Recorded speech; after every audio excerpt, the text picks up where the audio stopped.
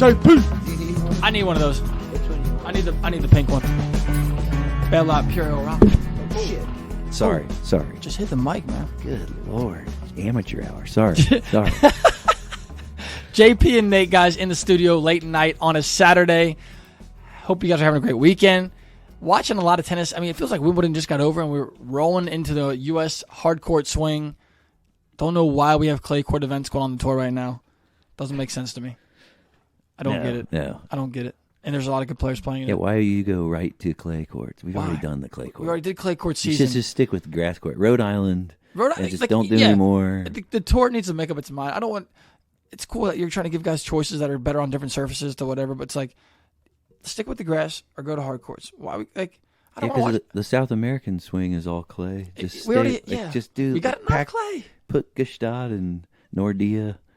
Where was that? That was Switzerland. Give us Switzerland's move Gstaad. those to Cincinnati in 2026 or whatever 2025. Yeah, give us one of those 250 events. I guess we'll be happy with the 250 events. I'll take a 250 event. Give us a 250 event. I totally would.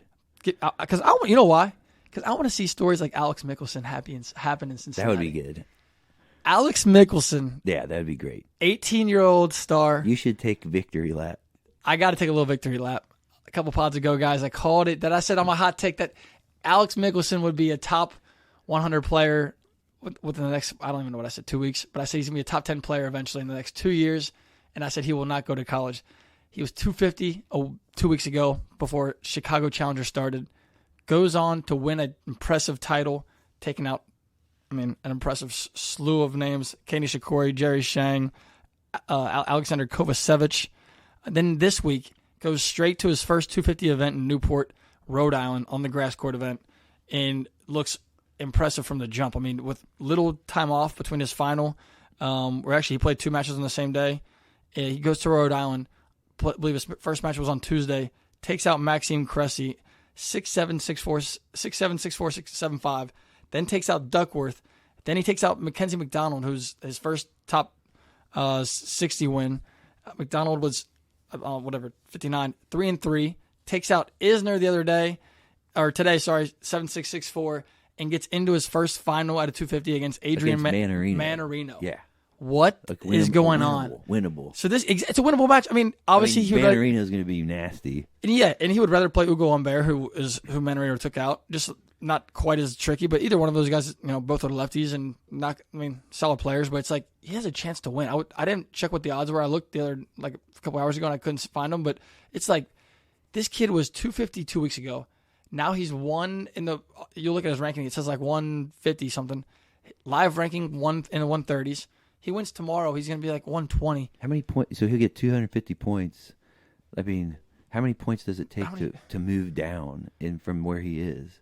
Because I just feel like, how crazy would it be if he just completely destroys Mannarino? Then it's like that's not even my ceiling. Like, it's. If he can just blow out Mannarino, that would just. Could you see that happening? If it does, then it's like. He's unbeatable. So he's coming on strong. Like we need someone like that though. He's got to come out of someone's got to do it at some point. But he's gonna break. Like he's already broken through to an extent that I think he didn't think was possible to happen this quickly. I just can't believe how comfortable.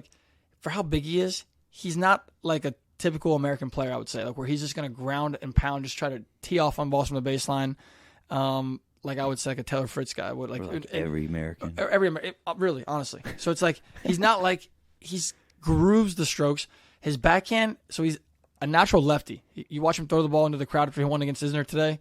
Chucks the ball into the crowd left-handed. You watch, he was practicing his golf swing when we were with him in Chicago, left-handed. It's like, so the backhand has always been his best stroke, he was saying. So balanced on it. Yeah. Gets the wrist on the outside of the ball so easily. He looks like he runs just like his He's body. fluid. He knows what his body's going to. It's crazy. It's because he cut right hand and left hand. And he just gets it. Oh my God, his backhand is beauty. And then the forehand now has come so, just since I've watched him over the last year, his forehand has come so far. He's just so in control of that forehand now. What was the one where he beat Jack Sock that we were watching? That was Cleveland Challenger. Yeah. Great match. That was impressive. He plays within himself, doesn't go for too much, plays smart. His serve is very reliable, a weapon at most of the points. And 18 years old, he knows he's just going to get bigger from that standpoint. On return, just sticking the ball, playing smart, hitting 2-shot passes, not trying to pass on the first ball, making guys like even John Isner's and Mackenzie McDonald's who are nice at the net, making those guys hit the first, and then just going right after him. Cruising winners past them. And it's just he's got a great feel for the game. He's got he moves well for his height. They list him at 6'4". There's just no way. I think he's 6'6". So you don't think he could just come in there and just take one to Mannarino? Mannarino's no, like he could. A grass I'm not saying specialist. no. He could for sure. Mannarino's just a tricky, weird player. He's crafty. He's a veteran. He's gonna know how to make Michelsen uncomfortable. Yeah. But no, Michelsen for sure could win. I would like to see what those odds are. We'll have to look at that before the show. And I'll look it up. So I just think this is the story of the week for me. Michelsen is an American that I think has the potential. Top 10 is not I think you look at a guy like him and Ben Shelton and Korda and Fritz. It's like, whose ceiling do I think I could believe in that on the big stage? I think Michelsen has the mentality and just the creativity off the ground. He's going to add more firepower, and I think this is the guy that I kind of start to believe in could be our next hope to win a Grand Slam. I feel like people think that's crazy, but it's just his level. I mean, he just lost to Eubanks, tough 3 sets, taking out guys like Vukic, and he just has some solid wins. Already top 100. 18 years old again. That's enough on Alex Michelsen, but no, it's not. I think we should talk. I think we should just keep talking about it. Just keep talking about Michelsen. Because I could go on. We need someone that come in. I love it. From the U.S. I feel like people are gonna be like, dude. We need an 18-year-old that's this on fire. We haven't had a kid that was 18 that I personally believed in. Yeah. In a long time, when you said it. And I love. Ago, I gave you the button because it's just you're top 10. I'm going out on the limb. But then when I'm watching him beat Jack Sock, Mackenzie McDonald, John Isner, it's just the way, and it's the way he's doing it. He's got 9 straight wins on the tour. Out all the Americans. Cressy, Cressy is not float around in the 50s guy. For a guy, Cressy, to play against a guy that's going to serve that well on grass, come to the net and just put pressure on you constantly, to just be able to carve him up like that. I mean, it was obviously a great 3-set match. That was tough, but it's he produced chances against a guy like Cressy, which is. You'd think have the edge just with. He's beating the Americans, but it's Mackenzie McDonald's a good win on grass, a really good win. That's a great win, but I'm just saying, there's if he could get when was it? This is a ridiculous, a hard quote, but when did Alcaraz get his first win over top 20? 18. Probably 18. So yeah, I would say 18. He's kind of maybe not Alcaraz, but if we want a legit challenger, yep, he's got to do it. Yep. No, he doesn't. Put him on the freaking North American squad. The kid's humble. I think that's what is just most attractive for me. Is he's just a humble, all around, just good dude. I don't know. He's just easy to root for, and he seems within when he won in Chicago. You listen to him get interviewed by Mike Cation. Great interview, guys. Check that out on their podcast, Behind the Racket, and he just sounds so comfortable. In the spotlight winning. He just doesn't look at it as being too big of a deal. He's just got a lot of work to do. It's a long career ahead of him, and he's just ready to kind of start his journey playing professional tennis. He's not that hyped that he won Chicago, and he goes into Newport. He's got 2 best back-to-back weeks of his life of tennis in consecutive weekends on this American hardcourt swing. It's a pretty incredible story, guys. You guys got to tune into this guy for the rest of the hardcourt series. He should play Atlanta. I would imagine if he does well in Atlanta, he gets a wild card into City Open. And if he does that, Cincinnati's got to be next. I just wonder how much gas he has left in those legs if he does all those events. I wouldn't be surprised. It's I was thinking about this. This is probably me being crazy, but it's what if he's take it off? What if he takes off Atlanta? Yeah. And decides to play Kalamazoo and try to win Kalamazoo and get his automatic bid to the U.S. Open main draw through winning that, and then comes to Cincinnati. And plays that first. You said he's played 2 finals in a row, the Challenger. It's 10 matches in 12 days, something crazy. Right. Always ending on someone that's tough.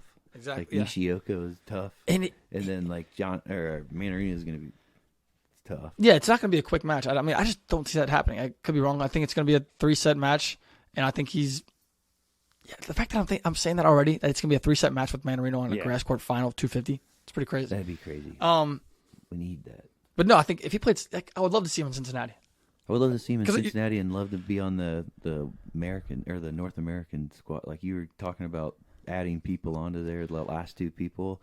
That's just stick him in there as just give him experience playing at another higher level. No, topic 2 that we got. It doesn't really matter. So Laver Cup already has 4 guys decided that will be on the team: Fritz, Felix, Tiafoe, and Kyrgios. Those 4 guys are confirmed Laver Cup members for Team World. They've got 2 more guys to pick. Me and JP were talking about this before the podcast started, and I said, for me, it is between Tommy. You said Eubanks. I thought that was a great addition. I think you got to put Eubanks in there now, who I didn't have on there before. Jarry and Cerundo. And I saw, so they put up an Instagram post.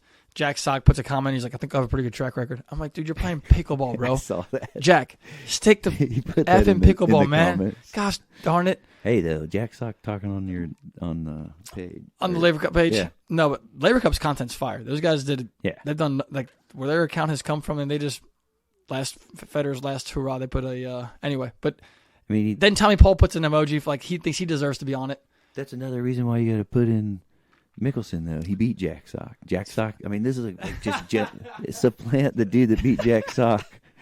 So who you taking on Team World? If with Patrick McEnroe having to make that decision, you think he takes? Who do you think he takes? My favorite Americans are Tommy Paul, Eubanks, and Michelsen. You think he takes 2 Americans, or you think he takes? He should. Nico, Jarry. He's American. So he's not. That's. I mean, Jarry's often having a great year, but no.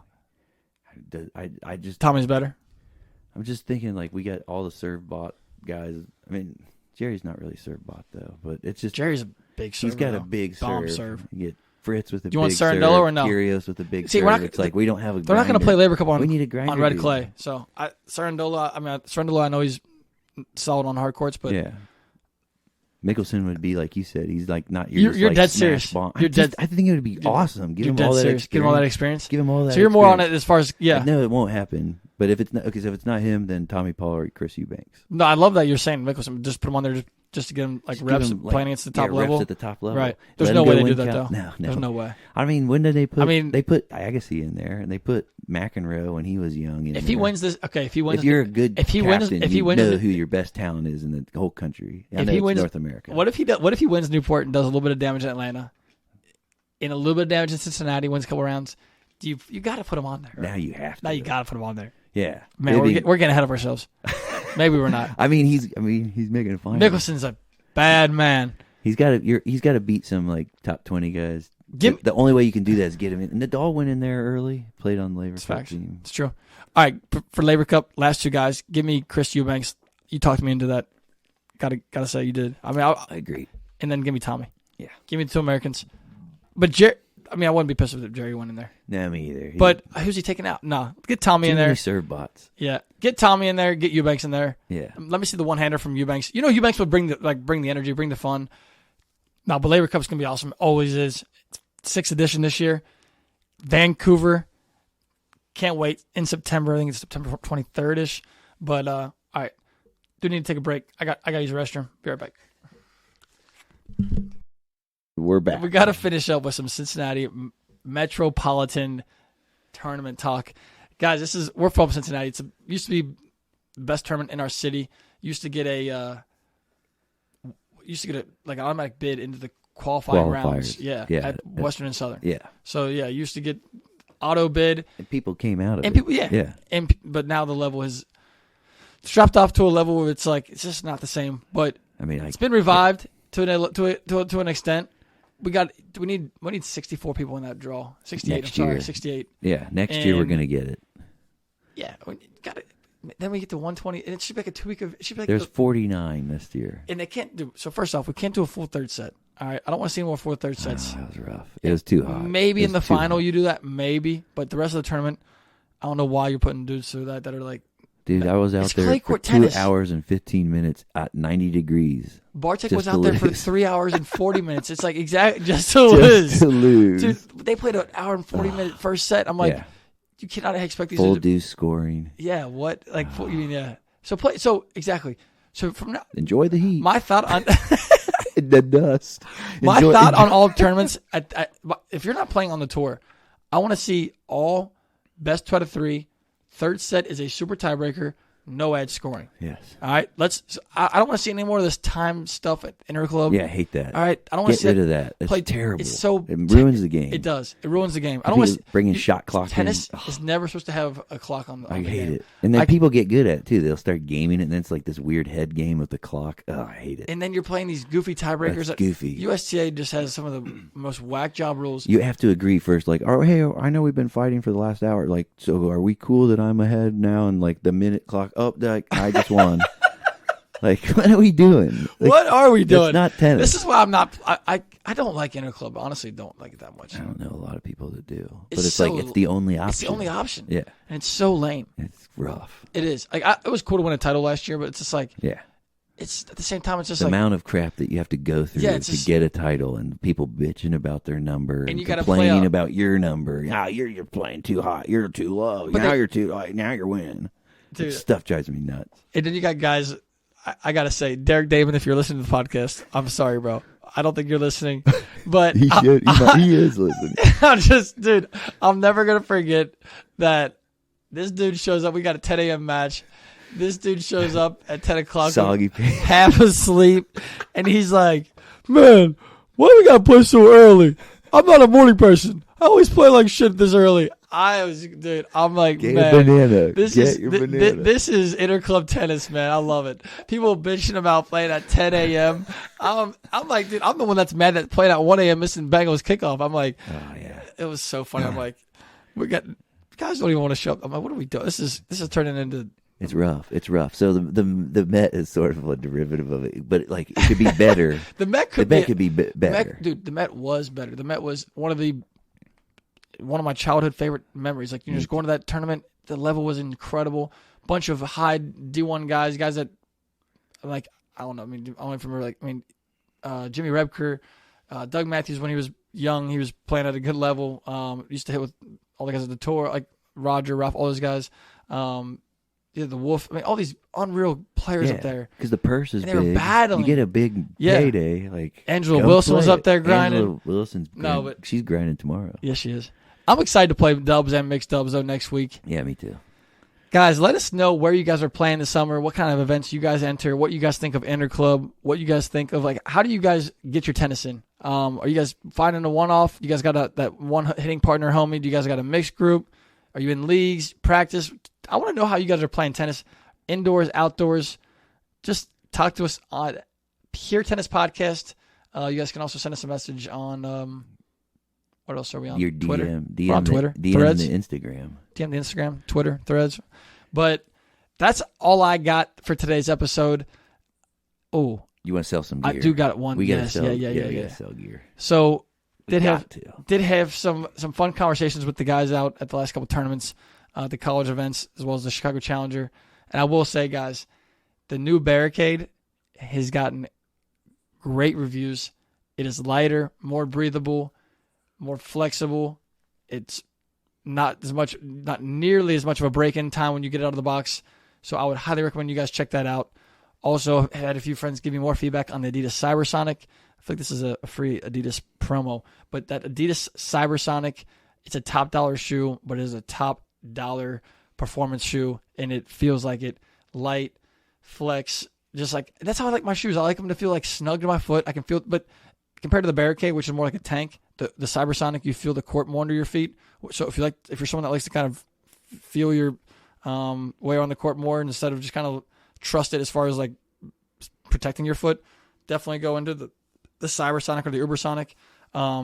More of just like that plush flex fit compared to the Barricade, which is a little bit more rigid. As far as rackets goes, I would say that there's a little sneak preview. I did get to hit the new Yonex Precept, which is going to be replacing the V-Core Pro. What? Pretty cool stuff. That's new. Cool colorway. Getting rid of the V-Core, the spin. V-Core Pro is the out. old Pro. Purple the and green 100. one is out. Okay. So if I had a hunch, I got I think they're going to go with Tiafoe as the face, and People love the V-Core Pro. I'm guessing Shelton is who they go. Shelton and Tiafoe. That'd be good. Maybe they go with Kyrgios, but I just don't feel like Kyrgios has that global pull. It doesn't he doesn't have the face that distinguishes him.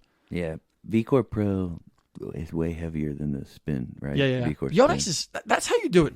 All we need is 3 different rackets, 3 different silos, and have different modifications based off those. E-Zone, VCore, Precept. What am I calling it? I call it the Precept. It's called the Percept. Sorry, Precept PERCEPT. sound like a golf ball. It's a golf ball. I got that mixed up with the golf ball. Sorry, it's the Percept, guys. I'm sorry, it's late. But no, Babolat, same way. Strike, arrow, the drive, and it's just like that's all. Just go 3, and then let the modifications kind of do their work. Don't give me like Head and Wilson. Every single What weight. are we doing? Give me like 7 or 8 rackets to know what the hell all the differences are. I mean, you couldn't even try them all if you wanted What? to. I'm just like, yeah. And Technifiber, I like it. Just keep it simple and keep it tidy. Did the gravity we were going to hit the new gravities? That's still coming up on a future podcast. We're going to rate them. So if I had to rate the top 3 head rackets and I'll just do the top 3 head rackets because they have 8. But give me that Extreme number 1, give me the Radical number 2, and give me the Extreme 1, Radical 2. Give me that 3. This is a tough one for me. I'm not a gravity guy. I'm completely opposite already. I'm not a prestige guy. I'm not. Speed. Give me the speed. Give me the speed. I'm going gravity, radical, and speed. All right. Facts. I mean, whatever. But that's all I got.